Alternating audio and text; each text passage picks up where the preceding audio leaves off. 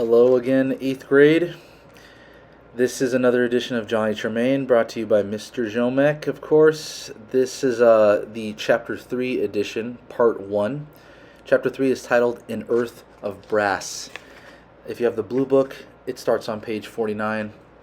And before we read Part 1, allow me to remind you of those comprehension questions that you should be thinking about while we read. The first comprehension question for Part 1 is this. Now that his hand is maimed, how does Johnny spend his days? Number 2, how does Scylla show concern for Johnny? Number 3, another question about Scylla. What 3 things does Scylla dream of having one day? 4, how does the author describe this new character, Rab? And if you pay attention, there's a contrast in his description. Finally, number 5, what job does Rab offer Johnny? And so we begin. Weeks wore on. September was ending. A large part of every day Johnny spent doing what he called looking for work. He did not really want to follow any trade but his own. He looked down on soap boilers, leather dressers, rope makers, and such. He did not begin his hunt along Hancock's Wharf and Fish Street, where he and his story were well known, and the masters would have been apt to employ him from pity. He went to the far ends of Boston. Mr. Lapham had told him to stand about and watch the different artisans at their trades until he was sure it was work he could do. Then he was to address the master politely, explain about his bad hand, and ask to be taken on. But Johnny was too impatient, too unthinking, and too scornful. He barged into shop after shop along the great wharves, and up and down Cornhill and Orange, Ann and Ship streets, Dock Square, King and Queen streets. Did the master want another boy? Keeping his hand hidden in his pocket. His quickness and address struck everyone favorably, and so an old clockmaker eagerly agreed to take him on, especially when he told him that he had already served Mr. Lapham 2 years. "But why, my boy, is Mr. Lapham ready to part with you, now that you must be of value to him?" "I've a bad hand." "Let me see it." He did not want to show his hand, but the masters always insisted. He would take it out of the pocket where he always kept it, with a flourish, display it to the sickening curiosity of the master, apprentices, journeymen, lady customers. After such an experience he would sometimes loiter and swim for the rest of the day. Sometimes he would grit his teeth and plunge headlong into another shop. He rarely bothered to look at the signs over the door which indicated what work was done inside: a pair of scissors for a tailor, a gold lamb for a wool weaver, a basin for a barber, a painted wooden book for a bookbinder, a large swinging compass for an instrument maker. Although more and more people were learning how to read, the artisans still had signs above their shops, not wishing to lose a possible patron merely because he happened to be illiterate. Having been told by one clockmaker he would not suit, Johnny walked in on 2 more and got the same answer. A butcher, his sign was a gilded ox skull, would have employed him, but the idea of slaughtering animals sickened him. He was a fine craftsman to the tips of his fingers, even to the tips of his maimed hand. Now, he never came home for the hearty midday dinner. Mrs. Lapham, Madge, and Dorcas were always pointing out how much he ate and how little he did. He knew Mrs. Lapham was looking around for a grown-up silversmith who would come in as a partner for Grandpa, and she had said, looking straight at Johnny, she would not ask him to sleep in the attic with the 2 boys. He was to have the birth and death room.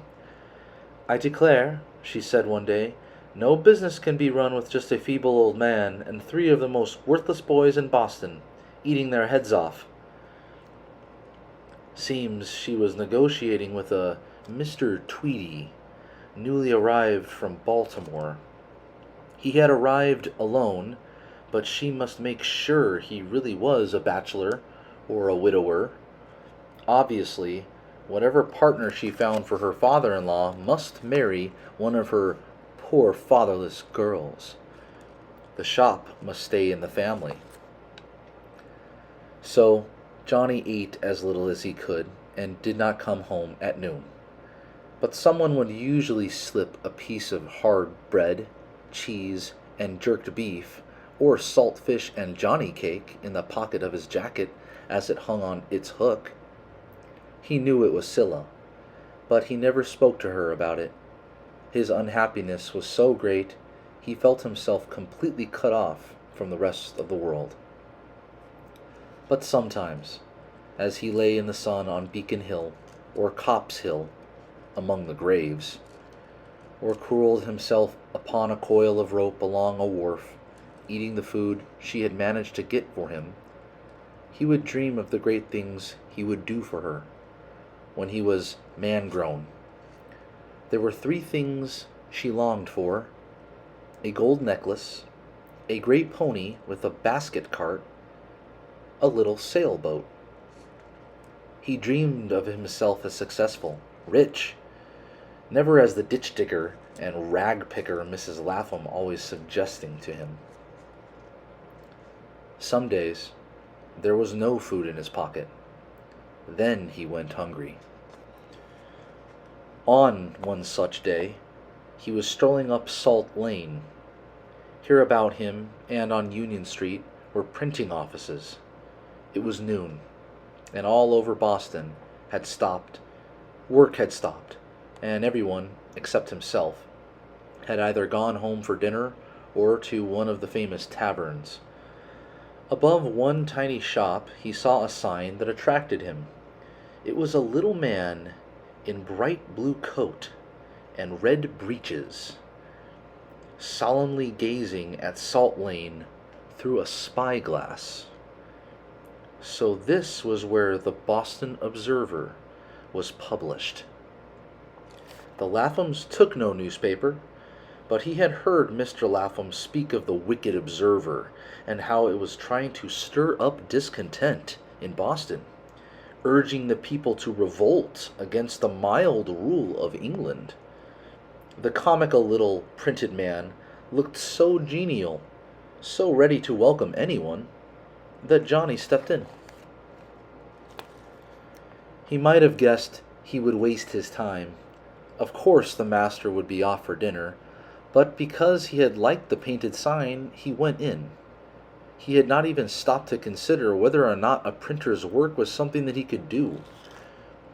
He saw the squat, bug-like printing press, the trays of type, the strings on which printed sheets were hung to dry, like clothes on a line. On a workbench was a smaller press for notifications, proclamations, broadsides, trade cards. Everything smelled of printer's ink. A boy, larger than himself, and probably a few years older, was standing at a counter talking with a stout market woman in a frayed red skirt. Her pig had strayed from her yard. She wished to advertise it.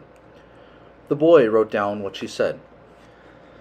"Lost, a spotted sow from Whitebread Alley," the boy repeated.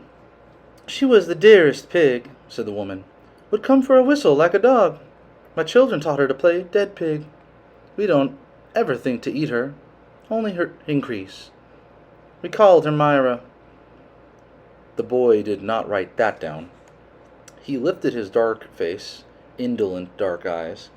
The lashes flickered. He was interested. "Was she hard to teach, ma'am?" "Oh, no. Pigs are clever." "I never knew that. How do they compare with dogs?" Then the old lady began to talk. She talked about pigs in general, and her Myra in particular. The printer's boy, unruffled, unhurried, heard her through. He was tall and powerfully built. There was something a little sluggish in his casual movements, in his voice, almost as though he was saving himself for emergencies, not wasting himself on every casual encounter. The woman was delighted with so good a listener and his few intelligent questions. Johnny, standing at the door, forgot his own errand. He had no idea that either pigs or old market women could be so interesting.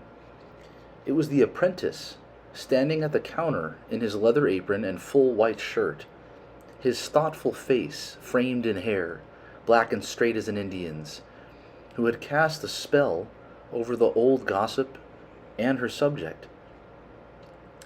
Although the boy had nodded casually as Johnny came in, he did not speak to him until after the woman was gone, and he had set up the few lines of type. There was nothing rude about this seeming neglect. It was almost as if they were friends of long standing. The strange boy had none of the bustling smartness of the usual Boston apprentice. Johnny had seen enough of them in the last month. Apprentices who knew what you wanted and that you would not suit, and you were out on the street again in 3 minutes. Having set the advertisement, the boy took a covered basket from under the counter, put it on a table, and drew up 2 stools. "Why don't you sit down," he said, "and eat? My master's wife, she's my aunt, always sends over more than I can manage." Seemingly, he had sized up everything with only half a glance from the lazy dark eyes. He had known Johnny was hungry without once really looking at him, and had also known that he was someone he liked himself. He was both friendly and aloof. Nonchalantly, he took out his clasp knife, cut hunks of bread from the long loaf. There were also cheese, apples, and ham. The ham seemed to remind the printer's boy of the gossip and her pig. "I grew up on a farm," he said, "but I never knew you could teach a pig tricks. Help yourself to more bread?"